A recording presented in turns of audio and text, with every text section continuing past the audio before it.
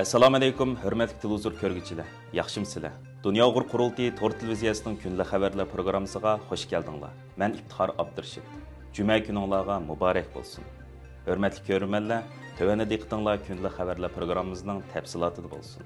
Tayland hökumətining xalqaraning shuncha kuchli noroziligiga qaramasdan 10 yildan ko'proq vaqtdan buyon Tayland turmasida tutib turilayotgan Uyg'urlarni 27 fevral kuni Xitoy qaytarib berishi xalqaro organlarning demokratik ellərinin və kişilik hüquq təşkilatlarının intayın qattiq g'azabini qo'zg'adi.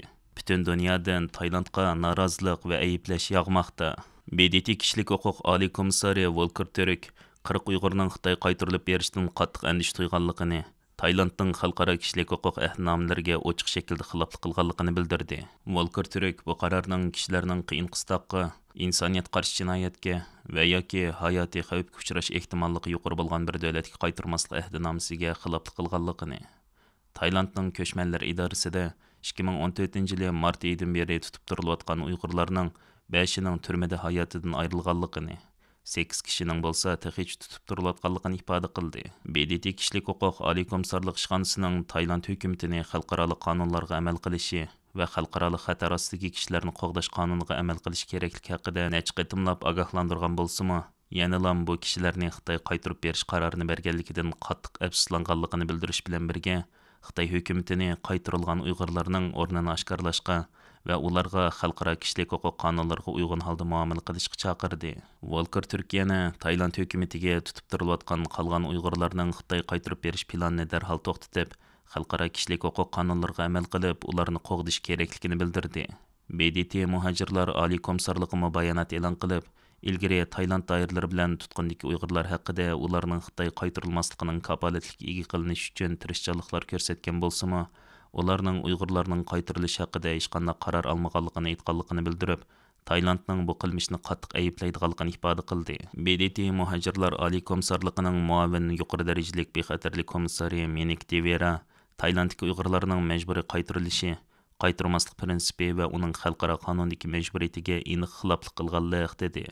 Amerika Tashqi ishlar ministri Marco Rubio 27 fevral yozma bayonot e'lon qilib, Taylandning oz deganda 40 nafar Uyg'urni Xitoyga majburiy qaytarishini mumkin bo'lgan eng qattiq iboralar bilan ayiblaydiganligini aytgan. Marco Rubioning ta'kidlashicha, Tayland Amerikaning uzun yillik ittifoqdoshi bo'lish sifatida o'zlarining bu harakatidan sarosimga tushgan bo'lib, bu Taylandning BDT tan jazosini cheklash ahdnomasi va xalqaro majburiy g'oyib qilishdan xoli bo'lish ahdnomasida ustiga olgan majburiyatlarga xiloflik qilish xavfi shakllantirmoqda ekan. Marco Rubio bayonotida yana har qaysi davlat hukumatlarini bu davlatlarda panohlik izlayotgan Uyg'urlarni Xitoyga majburiy qaytarmaslikka chaqirib, Xitoyning Uyg'urlarga irqiy qirg'inchilik ham insoniyat qarshi jinoyat sodir qilayotganligini ta'kidlagan.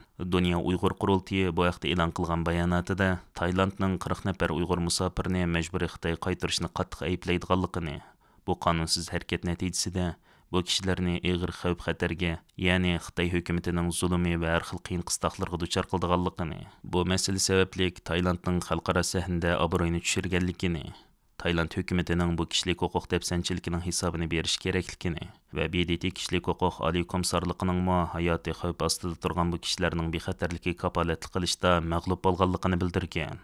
Hurmatli ko'ruvchilar, yuqorida diqqatingizga kunlik xabarlar programmamizning tafsilotini sundik. Keng qitimliq sonimizgacha ko'rishkish omon bo'lgaysizlar. Stansiyamizning YouTube kanaliga a'zo bo'lishni unutmang. Xayr xo'sh.